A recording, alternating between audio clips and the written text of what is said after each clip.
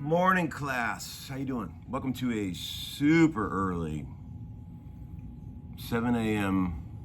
homeschooling with little Tommy. How you doing?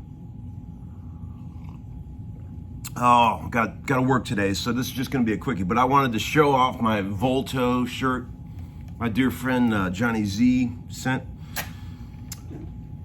Put some new strings on my old Strat. First time in probably 6 months. You can hear it, can't you? They're singing. So yeah, I was going to show you a couple cool licks for today to work on.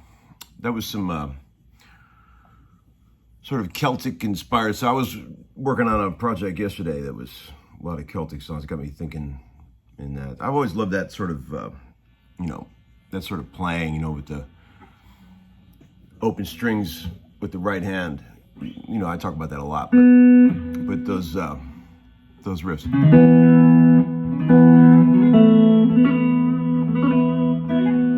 My Jethro Tull roots coming out.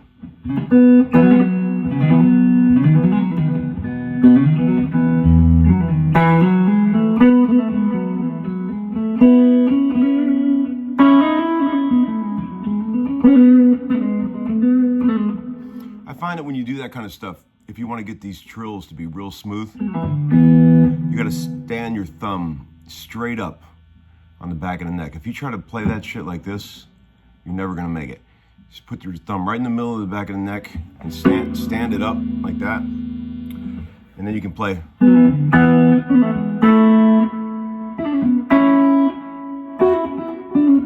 Just try this one.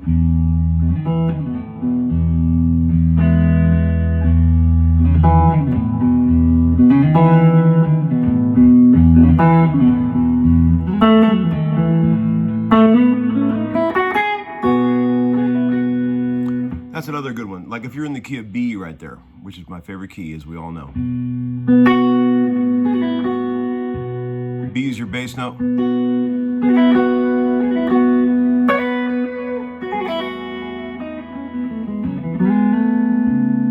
Right. There was an old Dire Straits song on, I think it was on Every Street album, but he called Iron Hand. You guys remember that one? He goes.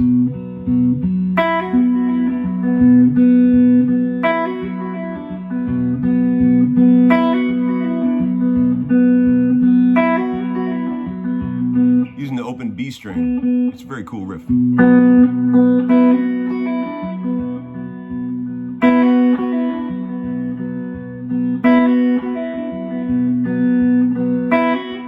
pretty tricky to play, but what a cool sound, right? Using that sort of, I use that a lot. Probably stolen from that song, because that was a big record on, a big influence on me, that record.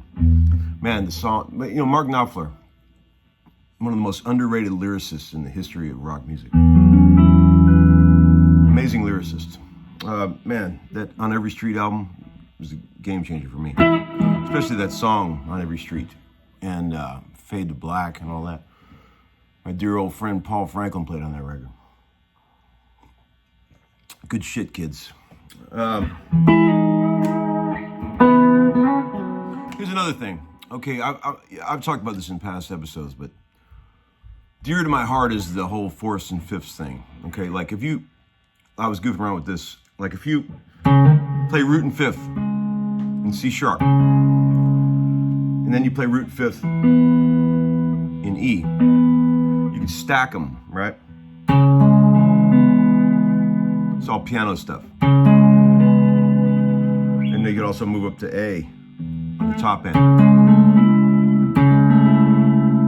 Super cool sound.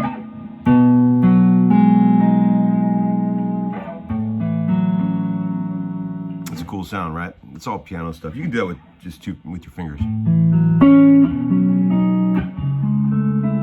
Which is the impetus for the saddest chord of all time, if you guys remember.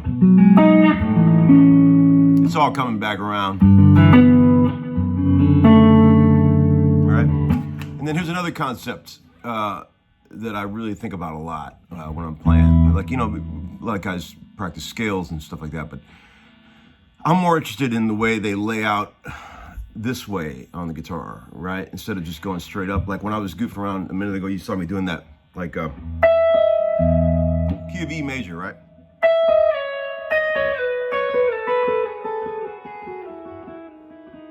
All seconds, right? Any way you could get to seconds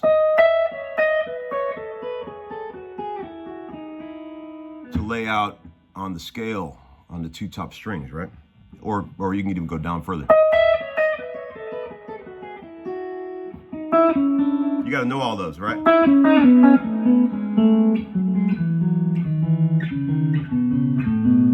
The reason why I use those so much is because they're great tops of chords, you know?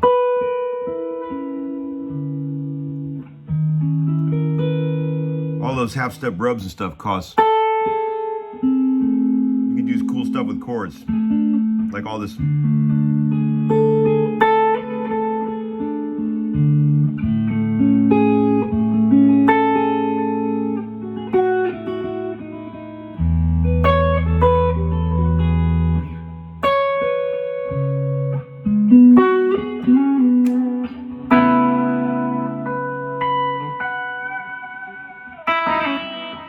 So now, here's the coolest part of all, okay, the fifths, okay? So like, here's a very cool exercise to work on if you play fifths.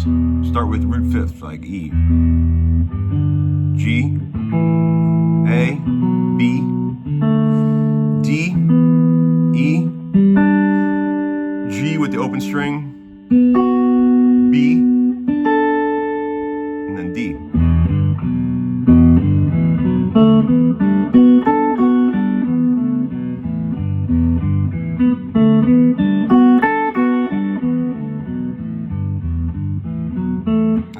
It's a cool riff, and then you could do this top of that over an A string.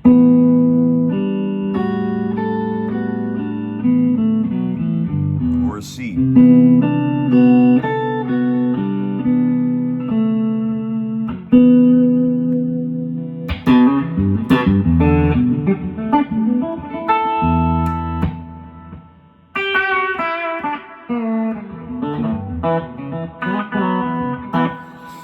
I'm not doing the white mountain bread anymore. I'm taking a break.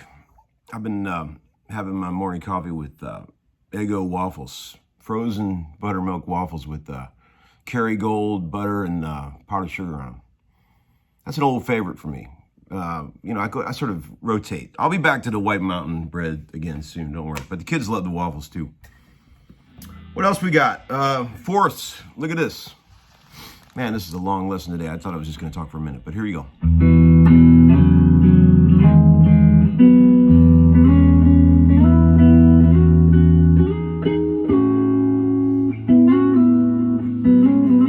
You just do that with one finger. It looks weird, but you can do it.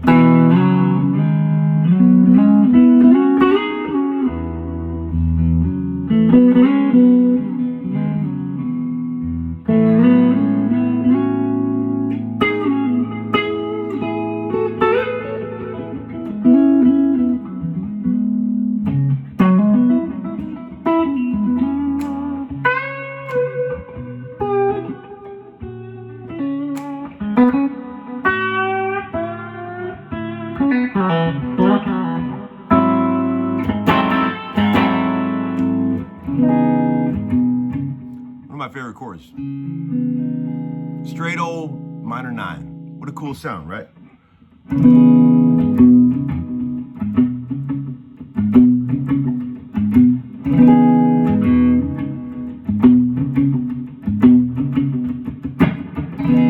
It's just like a dominant 9, but you lower the third to an E. Bar the top 3 string. I use my little finger because I've got like double jointed thing going on with that. I could bend that. I don't know. People have asked me about that. Years of playing, cats.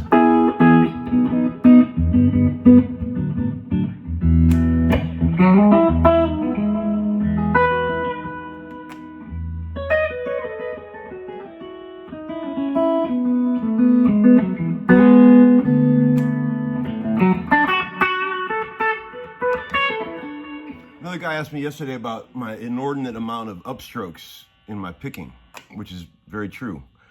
I do that a lot. Sometimes I'll play whole phrases, all upstrokes.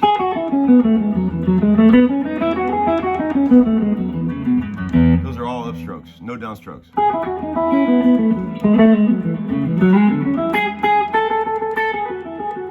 don't know why I do that. I always have.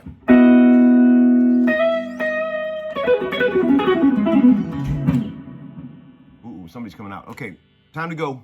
Thanks for watching, guys. Thanks for all the continued PayPal donations, supporting the show, and thanks for the t-shirts. The new t-shirts appear to be a hit. Thanks, guys. All right, talk to you soon. Bye-bye.